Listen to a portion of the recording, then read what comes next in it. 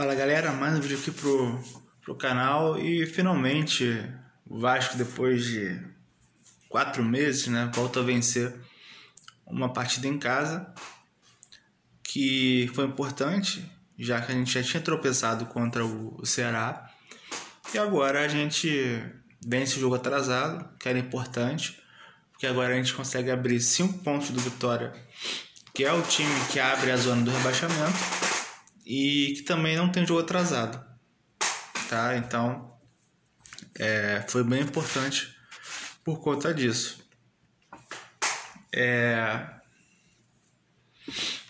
Eu até falei aqui que era muito importante o Vasco vencer um dos 4 jogos. Tinha obrigação, e esse contra o Bahia para mim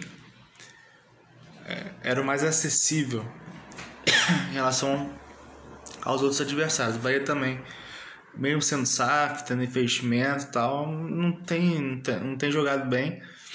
Se eu não me engano, é o quarto jogo sem vencer do Bahia, né? Então já não tá legal. Eu vou explicar um pouco já o título do vídeo, 2, em relação à saidinha, né? Sobre eu falar, dar um tempo da saidinha, para não ficar subentendido, quero dizer o seguinte: eu acho que assim, a saidinha ela sempre existiu, não foi o Diniz que inventou, já falei isso várias vezes no canal e até em texto na página do Instagram. Todos os times saem jogando assim, não é de agora, saída de 3, saída de 3 mais 1, né? Saída ali de uma linha de 4, enfim. Isso aí não é novidade para ninguém. Só que assim, quando eu falo dosar a saidinha, dar um tempo, eu acho que eu quero dizer que tem mais a ver com o mental da equipe, né, de alguns jogadores, por conta dos erros excessivos que resultam em gols recentes. Não só de uma pessoa, né, de um jogador só, mas no brasileiro, né, na temporada, o Vasco tem cometido grandes erros não forçados. O Vasco tem entregado alguns gols com frequência, né, não só com o Diniz, na época do Carille já tinha isso, e tem impactado em alguns resultados. Então, quando eu acho que tem que ter uma dosagem na saída de bola, nessa saída mais curta, nessa troca de passe ali pela área, eu acho que tem que ter um pouco de limite pelo momento do Vasco, que é um momento delicado ainda, e porque alguns jogadores não passam confiança, né? O Léo Jardim é um goleiro que com o pé é difícil, né? Ele quase entregou contra o Flamengo, já tinha entregado, né, um passe ruim contra o Ceará, né? Hoje foi um erro de um jogador que não está acostumado a errar assim, que vamos ser justos, é um jogador que vinha fazendo boas partidas, que é o Lucas Freitas, tá? Elogiei várias vezes aqui, errou hoje, e é um jogador que se abala muito fácil, porque em seguida já perdeu uma bola sozinho, né, no meio campo, e nitidamente estava abalado, né? Não saiu por conta disso, saiu porque o Vasco teve um jogador a mais na partida, então o Diniz tirou o zagueiro para botar o Moura e botou mais o time ofensivo. Isso aí não tem a ver com um gol não, porque o Diniz também não vai queimar o jogador assim. Mas ele realmente sente muitos erros, né? Às vezes são os erros que não resultam em gols, mas você vê que em alguns jogos que ele comete esses erros, ele sente, né, por um tempo. Acho que contra o Grêmio, né, até ele fazer o gol lá no segundo tempo, ele sentiu. Contra o Juventude ele falhou no gol e não fez uma boa partida depois. Então, assim, por conta do mental do time ainda tá, né, para trabalhar, repito, não é um jogador só, mas quem vai sair jogando ali, seja o Lucas Freitas, Robert Renan, o Cuesta, o Léo Jardim, os laterais. Então, assim, eles também vão estar com medo de errar, porque eles não querem ser o cara que vai ser responsável por entregar um gol.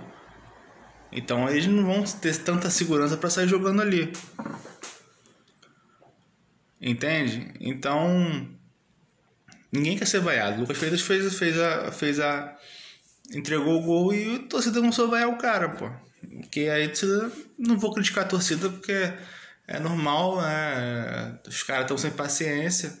Eu também tô como torcedor. Então, os caras já estão de saco cheio, né? De ver o time entregar gol. Então, assim, é algo que eu acho que tem que ser mais dosado. Não falando que tem que dar chutão, mas eu acho que tem que ter uma bola longa, uma fatiada, mais treinada. Isso aí tem que ser treinado para você respirar lá atrás e evitar esses gols dados. Paciência, né? No momento não é bom sair jogando, o Vasco está entregando. Tem que saber jogar de outra forma em algum momento, tá? Em relação ao jogo em si, completo, o Vasco, até o gol entregue, o Vasco estava melhor na partida. O Bahia não ameaçava muito, né? E o Vasco conseguia rondar mais a área intermediária do Bahia, né? Tava mais ofensivo que o Bahia e já tinha criado uma chance numa bola parada, numa bola da trave, algumas finalizações para fora. Mas aí entra o gol dado, né? Mais um, que poderia ter mudado a partida.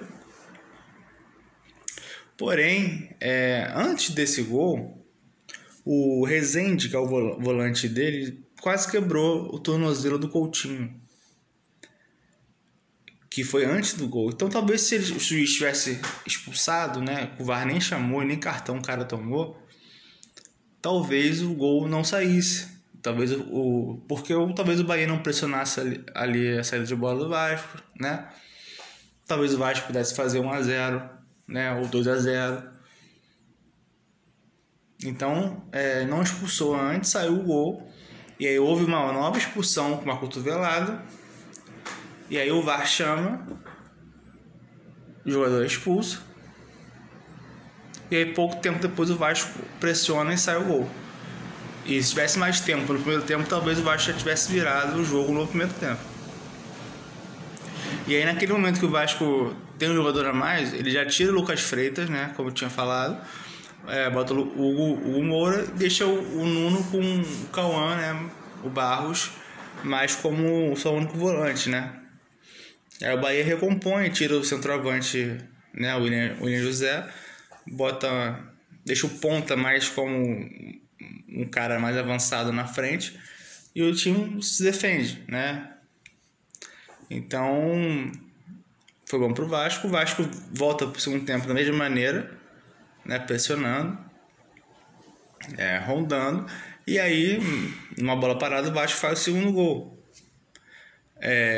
Diferentemente do jogo contra o Ceará, eu acho que o Vasco teve mais espaços contra o Bahia, né, com um a mais. Tudo bem que veio de um intervalo, né, já estava 1-1, mas eu acho que o Ceará não deu tantos espaços quanto o Bahia deu, né, mesmo com um a menos. E aí no segundo gol deu uma tranquilizada, tá? Eu acho que o Bahia não estava ameaçando de fato. O Vasco estava mais próximo do terceiro gol, realmente, do que o Bahia de fazer o empate. Mas é aquela coisa, né? 2-1 a gente sempre acha que pode dar uma merda, né? É o Vasco que não ganhava desde maio. Então, assim, o Vasco mexeu, né? Botou os caras pra frente. E aí, assim, curiosamente, o gol sai, o terceiro gol de uma insistência do Vasco de subir as linhas de vez em quando, que eu acho válido, né, para você não dar sopa pro azar igual deu contra o Ceará. O Nuno recupera uma bola no meio campo, e aí eu acho que ele fez errado ao dar a bola pro Verratti e não para o David, porque o Verratti estragou a jogada. O gol sai num gol contra bizonho, mas assim, ele não finalizou, ele erra o passe. Você tinha um David ali no lado esquerdo para você dar o passe, um jogador mais técnico. Acabou tudo dando certo. E aí ficou mais tranquilo o jogo. Teve aquele lance do Bahia lá que, porra, me irritou também, porque se faz 3-2 ali, porra, ia ficar péssimo. Mas o Vasco, antes disso, teve chance de fazer o quarto gol com o Verratti, o quarto gol com o David. né? Acabou que não fez. E, cara, o que chama atenção em relação ao Verratti, eu acho que ninguém já questiona o Verratti no time, porque o Diniz vê coisas que só ele vê e ele não consegue produzir, assim, não dá assistência, não participa de gol, ele não faz o gol com a bola rolando, ele perdeu um gol hoje e todo mundo sai, o Verratti nunca sai. Então, uma coisa que é uma teimosia do Diniz, eu já cansei de falar aqui que é isso. O mesmo caso do Cano no Fluminense, quando ele insiste em deixar o Cano titular, ele é demitido, né? O Cano não estava bem, continuou não estando bem com o Mano, e o Mano barrou o Cano para botar o Cauã Elias, 18 anos, e o Fluminense começou a fazer gol com o Cauã Elias. O Fluminense chegou a vencer 4 partidas seguidas com o Mano Menezes, com o Cauã Elias titular. E ele não vê essa questão com o Verratti. Então, assim, é meio que chover no molhado falar isso todo jogo, né? Mas eu acho que na coletiva mesmo, eu acho que ninguém falou do Verratti aí, porque todo mundo tá cansado já de perguntar isso. O Diniz usar argumentos que não fazem sentido, né? Não faz sentido nenhum para justificar o Verratti. Mais um jogo que ele continua em campo até o final. Então, assim, eu acho que o ponto positivo, eu acho que o Carlos Cuesta tem jogado bem. O Puma defensivamente melhorou, mas por conta da perna trocada, a gente não tem muita jogada de linha de fundo, né? Então é sempre um cruzamento ali no bico da grande área, entendeu? Então o Vasco perde nisso. O Vasco sentiu falta do Ryan, claro, porque o Andrés Gomes ele é um cara velocista, precisa de espaço para correr. No segundo tempo até teve esse espaço e tudo mais, mas é um cara que recompõe, um cara que corre, né? Então pelo menos na parte tática ele consegue compensar, né? Precisa parar de tentar driblar na defesa, né? Achar que é o The Flash que vai correr 50 metros até o gol, mas ele é um cara mais para segundo tempo mesmo. Coutinho jogou bem, né? Novamente, só a parte física que a gente sempre questiona, hoje nem tanto, até que ele aguentou lá pros 30, né? Do segundo tempo. Então é uma vitória importante, que o Vasco vai levar aí para o final de semana. Agora, em relação ao Cruzeiro, eu acho que o Diniz ele tem que treinar muito a bola aérea ofensiva, a defensiva também, tá? Mas a ofensiva, porque pode ser um diferencial. O Cruzeiro tem um time baixo, tirando o Fabrício Bruno, que é alto, de fato, mas todos os outros jogadores do Cruzeiro são baixos. E o Vasco tem pelo menos uns 5 jogadores altos no time titular. Então, acho que o Vasco tinha que treinar muito essa bola, escanteio, posicionamento de escanteio, que o Vasco já tem feito boas jogadas de escanteio. Bola na área, falta perto da área para cruzar. Cara, o Vasco tem que usar a estatura a favor. O zagueiro do Cruzeiro é o Villalba, tem 1,77 m. Ele é menor até que o Cuesta. Então, a gente vai ter provavelmente o Robert Renan, alto, o Verratti, o Ryan, o Hugo Moura, todos com mais de 1,80 m. Até mais. O Puma, que é um cara que não é baixo, mas sempre ataca bem a área, o Barros. Então, assim, o Vasco tem meio que a obrigação de trabalhar essa bola ofensiva. A defensiva eu acho também interessante trabalhar, porque a maioria das bolas que o Cruzeiro cruza, seja de falta ali perto ou escanteio, são sempre pro Fabrício Bruno por causa da estatura dele. Então tem que dobrar nele ali. Então eu acho que o Diniz tem que ter essa percepção para poder usar isso a favor do Vasco, né? Pessoal, é isso. Sábado aí estamos de volta. Tá bom? Obrigado.